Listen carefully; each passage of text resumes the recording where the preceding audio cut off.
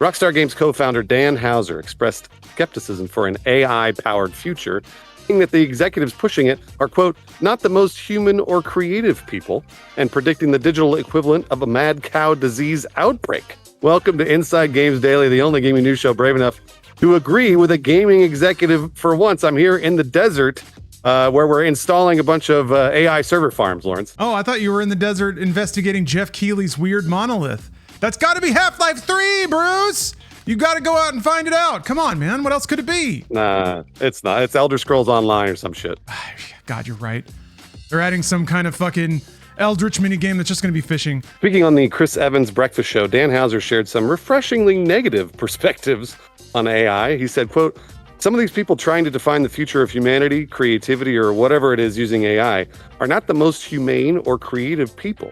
So they're sort of saying, we're better at being human than you are. It's obviously not true. Yeah, that's an interesting perspective, and one that hits on, I don't know, a lot of the gall and resentment that comes from this drastic AI push, but as Bruce is seeing firsthand, these companies have sunk millions and tens of millions of dollars into server farms, so now it's time to recoup that cost at the expense of our video games. How dare they? Houser had even more pointed criticism of the individuals pushing this technology, saying, quote, humanity is being pulled in a direction by a certain group of people who maybe aren't fully rounded human. I mean, yeah. Having met a couple of executives, I think I can agree with that.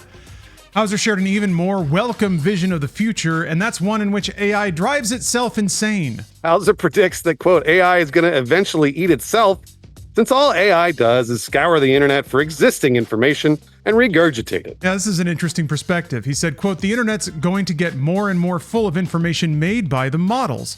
So it's sort of like when we fed cows with cows and got mad cow disease. So actually, that's a very appropriate metaphor. I kind of like that.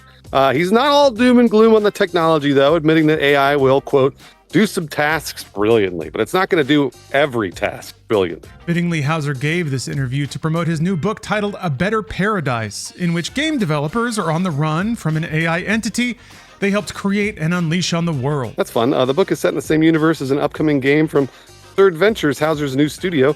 Game is still a few years away, but sounds like we might know what it's about. Yeah, it might be an interesting read. Also fittingly, Dan Houser left Rockstar back in 2020 due to the monumental scope of modern game development. That's according to comments from a separate interview he did with Radio 4, saying, quote, it's this huge production experience that swallows all of your time for many years at a time, and I don't know if I had another one of those games in me. I mean, he's right. It's the biggest video game probably ever been made, I would imagine.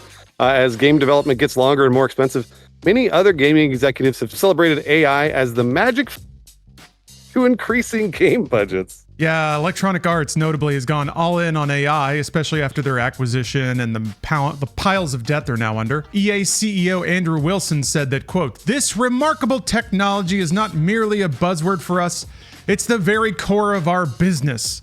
But of course, that was at an Investor Day event for EA back in September 2024. Yeah, all these 100 millionaires salivating, being like, we're going to make more money. Treyarch Associate Creative Director Miles Leslie acknowledged that AI tools were used in the development of Call of Duty Black Ops 6 and Black Ops 7, insisting to IGN back in August that all game assets had a human touch before being added into the game. Yeah, the six-fingered Santa was delicately placed there by an artisan, sure. Accordingly, in the same conversation, Leslie admitted that obviously AI-generated images, like six-fingered Santa, not only made their way into the game, but haven't been removed since. Oh, Leslie said, not my department. When asked about, not way to pass the buck, when asked about the images. But I know that the team is actively looking at that stuff, making sure that it is not shipped and how we fix it. I love that. We love AI. There's problems. That's not my problem. Yep. But even if executives aren't fully supporting AI right now, nearly all of them are acknowledging that this generative technology is unavoidable. Yeah, Nexon CEO Jung-Hoon Lee remarked that competition will drive every company to use it. In an interview with GameSpark saying, quote, I think it's important to assume that every game company is now using AI. If everyone is working with the same or similar technologies, the real question becomes, how do you survive? I believe it's important to choose a strategy that increases your competitiveness. The connection there is that Nexon published the recent hit Arc Raiders, which itself sparked, let's call it discourse, with its use of generative voice models in the game. Yeah, and people are saying, I guess, that they used it correctly. Lawrence, I don't know. That's what it's all going to come down to. Yeah, if people like the thing it's connected with, then it's fine. That's right. But I think we're going to see a lot of things that aren't fine before we see a lot of stuff that is. And of course, my favorite quote about AI, Epic Games CEO Tim Sweeney embraced an AI future, posting on X that the, quote, made with AI label on Steam makes no sense for game stores where AI will be involved in nearly all future production.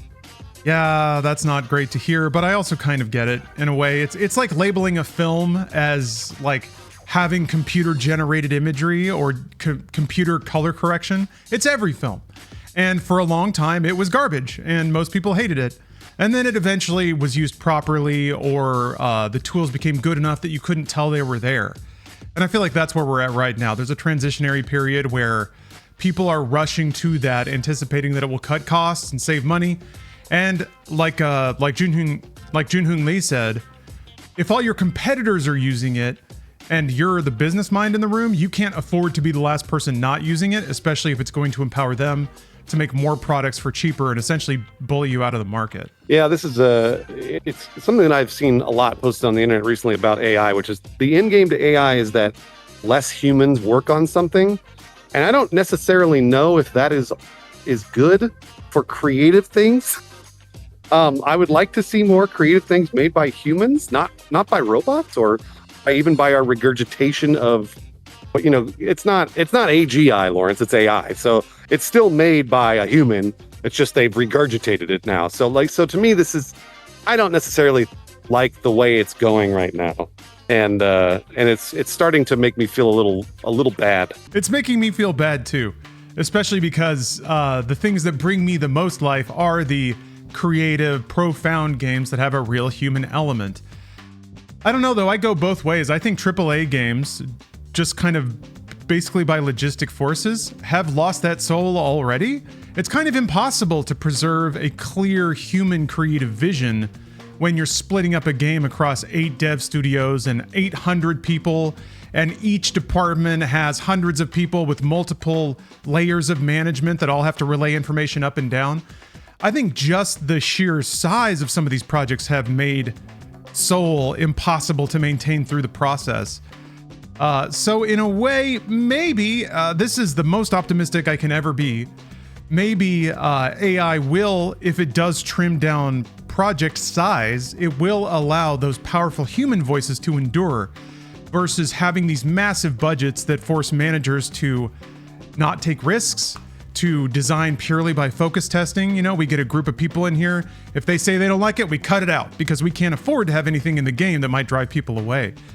But yeah, if you can make a AAA level game with 100 people and hit the same level of production values, it seems more possible then, on a purely logistical level, that creative soul can be maintained and focused upon.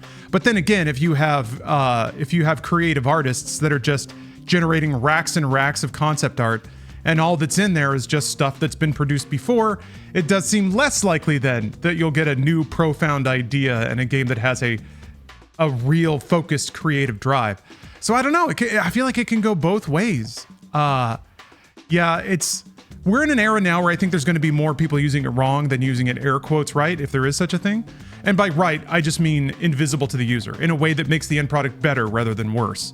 I guess Arc Raiders is potentially an example of that, although personally, I don't know how much I value my little NPC man reading everything out appropriately, but it is a nice touch. Yeah, it's the thing that I've started really understanding about AI in general is listening to a lot of executives who are already very, very rich talk about how it's the future and talk about how it's going to make everybody more money.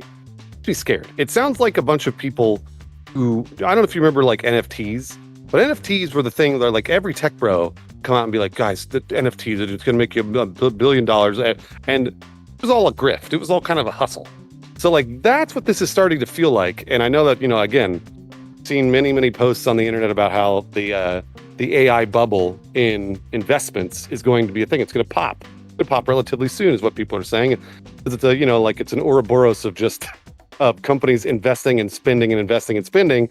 And none of it seems promising. None of the executives out there are being like, guys, it's going to help us make cooler stuff and it's going to be more creative and like lots more fun ideas. No, it's always about how much more money it's going to make.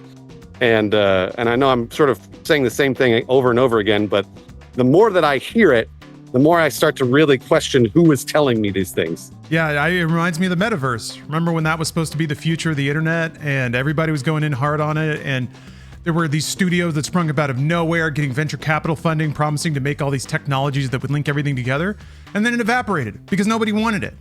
It is possible that there will be a usage for this, but yeah, the infrastructure that's already built out is well above what anyone is demanding right now.